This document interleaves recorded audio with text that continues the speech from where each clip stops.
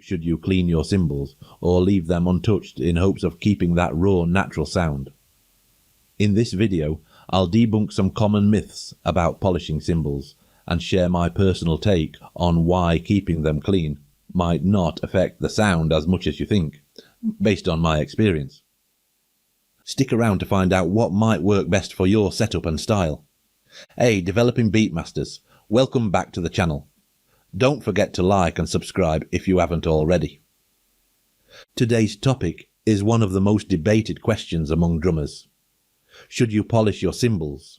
You've probably heard a ton of opinions, from cleaning ruins the sound to keep them shiny for a clean stage look. But what's the truth? I've been drumming for years, and I'll share my real-world experience with cleaning cymbals, plus some tips for getting it right without damaging your gear. Let's dive in. When it comes to cleaning cymbals, there's no shortage of opinions, and honestly, many of them contradict each other. Let me walk you through some common arguments and share what I've found to be true.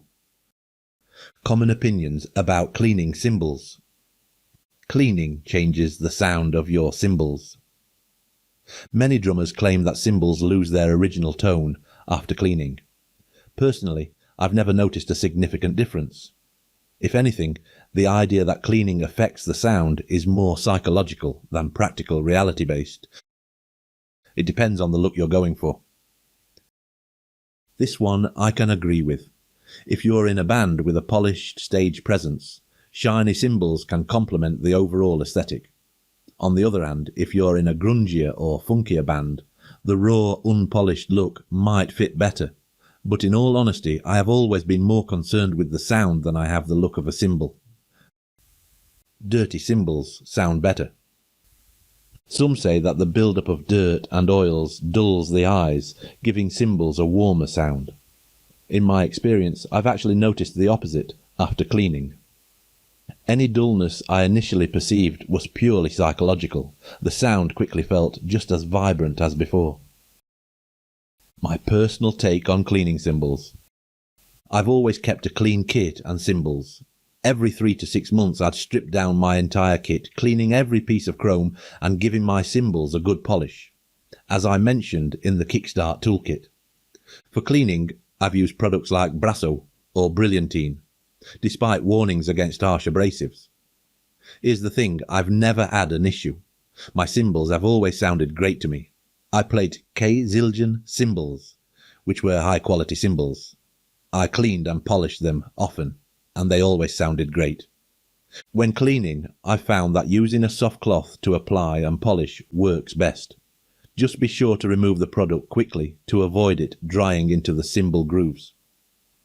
However, a little elbow grease and circular polishing motions around the circumference of the cymbal go a long way to removing any dried residue. What's the real impact? Let's address the myth that cleaning removes a microscopic layer of metal and ruins the sound. If this happens at all, it's so negligible that it doesn't affect the tone. What I've learned is that the sound of your cymbals depends far more on how you play them than on whether they're polished or not. At the end of the day, the decision comes down to personal preference. Do you want shiny cymbals for a clean look, or do you prefer the natural patina that builds up over time? Either way, keeping them clean won't harm their sound, and it might even make it easier to maintain them, as well as their value in the long run. They say that you get out of something whatever you put in. In that, by cleaning and keeping my cymbals clean, I always treat them with more respect, and therefore I thought about the sound each time I struck them, and they always sounded awesome. Psychological or not, this mental trick worked for me. So, should you polish your cymbals? The answer depends on your style and preferences, but one thing's for sure, it won't ruin your sound. Now that we've covered cymbal maintenance, let's move on to another practical drumming challenge. In my next video, I'll be tackling how to stop your bass drum and hi-hat pedals from creeping.